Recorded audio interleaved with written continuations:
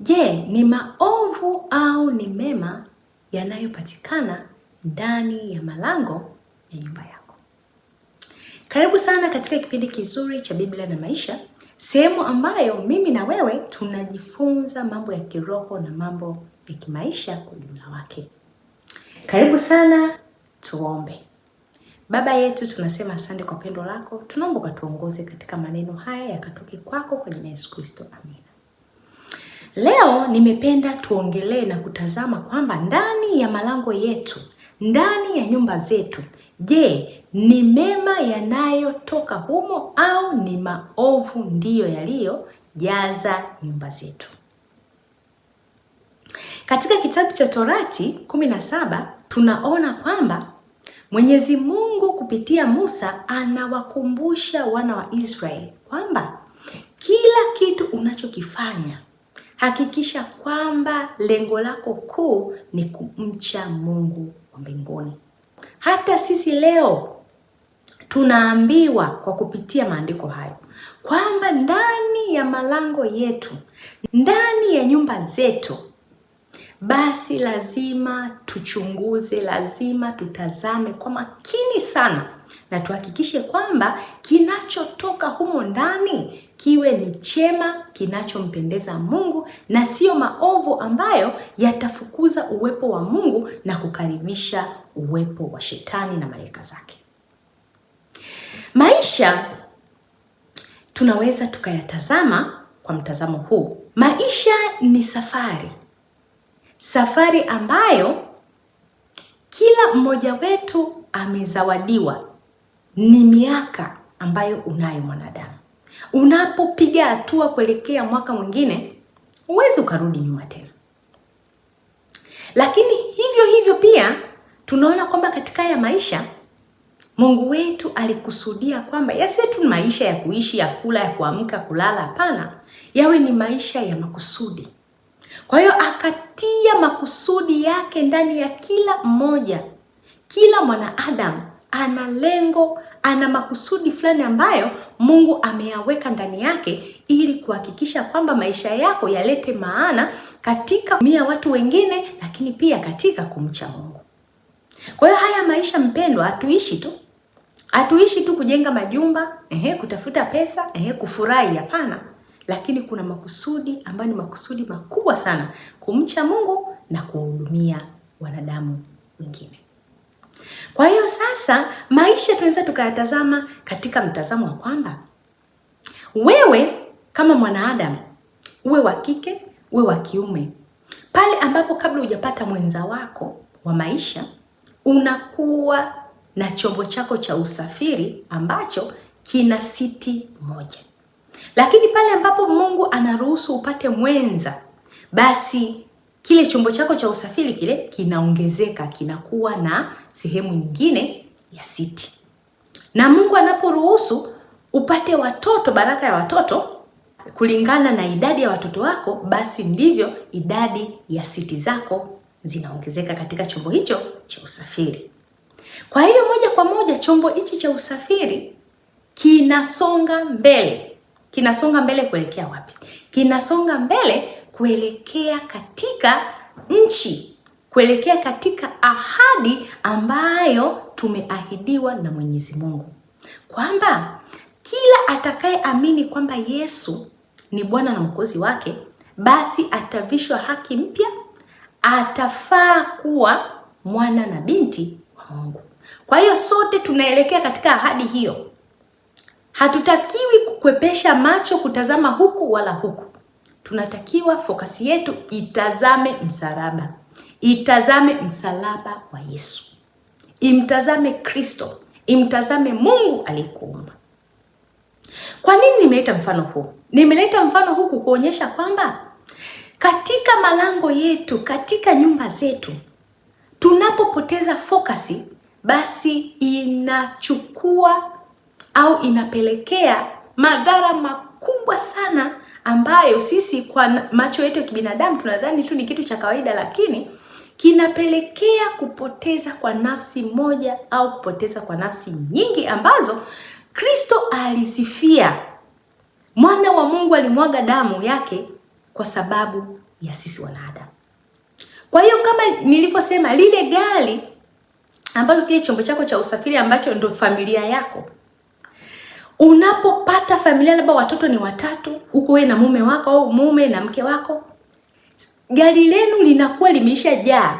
Alihitaji mtu mwingine apakie ndani yake, alihitaji mzigo wowote, linahitaji wewe kama baba ambaye ndo dereva mkuu na mama kama dereva msaidizi, muwe na lengo moja la kufikisha gari lenu pale kwenye ahadi, pale kwenye lango la ahadi ambalo tumeahidiwa wote. Sasa mwovu shetani amejua hilo, kwamba Mungu ameshatukomboa, Kristo ameshatufia, hivyo anafanya kile alichokifanya pale Edeni. Pale baba yetu Adam na Hawa, mama yetu, walipoanza safari yao, akaenda akaharibu kila kitu, akatufanya tuwe hapa tulipo kwenye dhiki, matatizo na shida nyingi. Na ndicho anachokifanya hata leo. Hana mpango na kuharibu shamba lako, hana mpango na ng'ombe zako, hana mpango na biashara yako, ana mpango na nafsi yako. Shetani ana mpango na nafsi yangu. Kwa hiyo lengo lake atahakikisha kwamba hamfiki katika yale ambayo Kristo amekusudia katika maisha yako. Atahakikisha kwamba awasimamishe, awape pancha njiani, distract kwa namna moja au nyingine. Na hizo ni mbinu za mwovu shetani. Kwa hiyo unaweza ukakuta katika familia, badala ya kukaa wewe mama na mume wako, wewe baba na mke wako na watoto wako, kujifunza neno la Mungu, kujua kwamba njia iko wapi, tuelekee wapi, kusoma ramani. Neno la Mungu ni ramani. Badala yake tumekuwa tukifanya mambo mengine ambayo mambo hayo kwa macho yetu ya kibinadamu sio mambo mabaya, lakini sio mambo ambayo yatachangia safari yetu sisi kuelekea katika lile ambalo ni kusudi la Mungu. Badala ya kumsikiliza mume wako na kumtia moyo katika safari ya kuendesha familia, tumekuwa sisi wanawake ndo chanzo kikubwa cha kufanya wanaume washindwe kuendesha familia. Badala ya kumtia mke wako moyo katika safari ya kulea watoto, wanaume wamekuwa na makusudi magumu ya kuwafanya wake zao wasikie na waone ndoa ni chungu, kwa sababu hawaoni msaada. Wanaume wameshindwa kuhudumia familia zao, wanafanya mambo mengine ambao mambo hayo yanafanya hata kulea watoto iwe ni vigumu na kufanya kupoteza lengo kuu la kuendelea na safari. Pale ambapo njiani utasimama gari lipate pancha, mafuta yaishe, basi unaona kabisa safari inakuwa haiendi tena vizuri. Pale ambapo utataka kuwapa watu lifti, basi utajua moja kwa moja lazima mmoja ashuke, kwa sababu nilivyosema kwamba hili gari la maisha, hili gari la imani, hili gari ambalo ni maisha yetu ya kiroho halina siti zaidi ya zile siti za watu ambao wanajenga familia ile. Kwa hiyo ambapo utamsikiliza rafiki, ukaacha kukaa na kujenga familia yako, sasa utapoteza. Kama si mume wako, basi utapoteza watoto wako. Kama utajikita sana na kazi badala ya kujenga familia yako, umekuwa uko busy sana na makazi, unatafuta pesa badala ya kuhakikisha unawalea watoto wako katika malezi mazuri, ili nao siku moja wataposhuka katika gari lenu na kuanzisha familia zao, basi wawe katika msingi mzuri. Wewe hupatikani nyumbani, umebanwa na kazi, unatoka asubuhi hujaona watoto, unarudi usiku hujaona watoto, ukirudi umechoka, huna muda hata wa kusoma na watoto wako na kutafakari neno la Mungu. Ndio ninasema sasa mafuta yanaisha. Mafuta katika chombo hichi cha usafiri ni neno la Mungu, ni Roho ambaye lazima awepo ndani ya chombo ili kiende. Tunapokataa kusoma maandiko, tunapokataa kuomba, basi moja kwa moja usafiri wetu huu, chombo chetu hiki hakitakuwa imara, hakitaweza kusonga mbele. Badala yake sasa mwovu shetani atatawala. Ndio unakuta maugomvi ndani ya nyumba hayaishi. watu kupigana na kuachana, kila mmoja kujiwekezea kivyake, watoto kutokusikiliza wazazi, wazazi kuwa wakatili, mambo yasiyofaa ndani ya familia. Na yote haya ni shetani anataka kukutoa katika ile barabara ya wewe kuelekea katika ahadi na makusudi ya Mungu kwa ajili ya maisha yetu. Mungu anasema katika kitabu chake cha Torati kwamba ikumbuke Torati ile. Kumbuka neno la Mungu, ukalinakili na kuliandika na kulisoma, lisitoke ndani ya malango yako. Kila wakati ujikumbushe ahadi, maagizo, sheria za Mungu ndani ya malango yako. Ndio maana nikaanza kwa kusema, je, ndani ya nyumba yako yanatoka nini? Nini kinachotoka? Je, ni mema au ni maovu? Je, ni mema au ni machukizo yanayotoka ndani ya malango yako? Na kipindi kile Musa aliagizwa kwamba kama ndani ya malango yako basi kuna mtu yoyote ambaye anaenda kinyume na maagizo ya Mungu, mtu huyo afanywaje? Apigwe, afe. Lakini sasa hivi hatupigi mtu akafa, kwa sababu tayari Kristo alishakuja akatufia wote. Lakini kinachotakiwa ni kuhakikisha kwamba je, ndani ya nyumba wote tupo katika safari moja? Au wewe ambapo ukiendesha gari mbele mwenzako analirudisha nyuma? Kama wewe umeamua sasa mimi ninaelekea mbele, mwenzako anarudisha nyuma, kwa sababu nimeshasema katika hii safari, katika hichi chombo cha usafiri, wote tupo katika gari moja na wote kazi yetu ni kuliendesha kwenda mbele. Kwa hiyo kama hatutakuwa na muda wa kutazama na kuona, je, mume wangu tuko pamoja naye? Je, mke wangu yuko pamoja nami? Je, watoto wako pamoja nasi katika safari hii?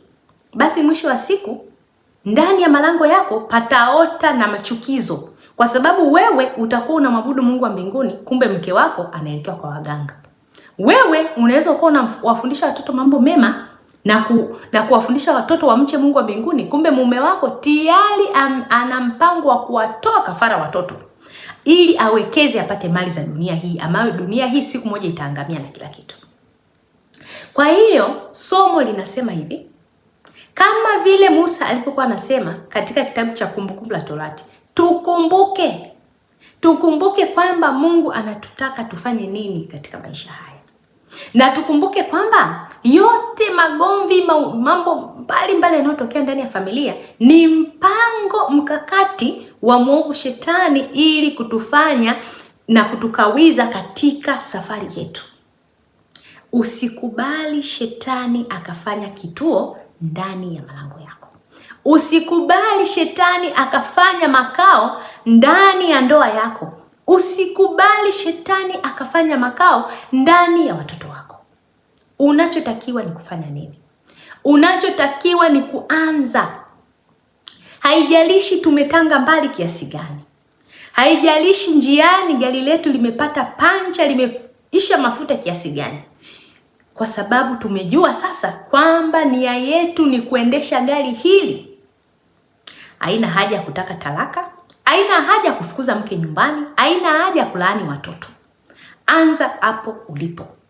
Mkabidhi Mungu familia yako na matatizo yake yote. Ongea na Mungu kama unavyoongea na mwanadamu mwenzako. Mwambie, Baba, tazama ndoa yangu inaenda kuvunjika. Gari hili, ndoa hii ulionipatia kuifikisha mwisho, Baba, siwezi peke yangu. Simamia familia yangu. Simamia watoto wangu. Simamia mume wangu. Simamia mke wangu. Baba, tengeneza nia zetu zikawe nia moja katika safari hii.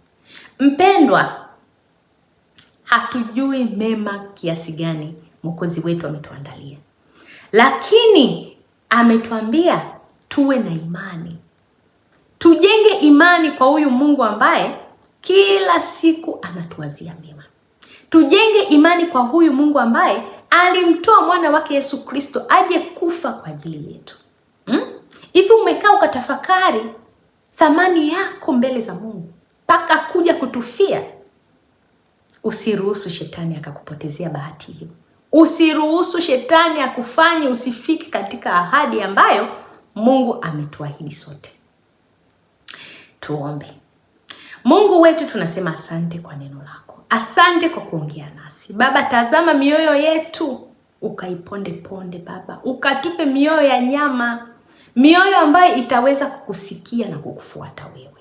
Tazama tumefungwa, tazama tunatamani maisha ya dunia hii, lakini Baba, wewe ambaye unatambua jambo gani ni jema, tusaidie tukafike mwisho. Saidia familia zetu, saidia watoto wetu, saidia waume zetu na wake zetu. Tunasema asante kwa jina la Yesu Kristo. Amina. Basi mpendwa, ukabarikiwe sana. Usisahau kulike, usisahau kusubscribe, usisahau kushare ujumbe huu. Share na watu wakapate kujua kwamba tupo katika safari, muda umeisha. Lakini usisahau kucomment. Mimi ninaitwa Judith, tukutane katika kipindi kingine. Asante na kwaheri.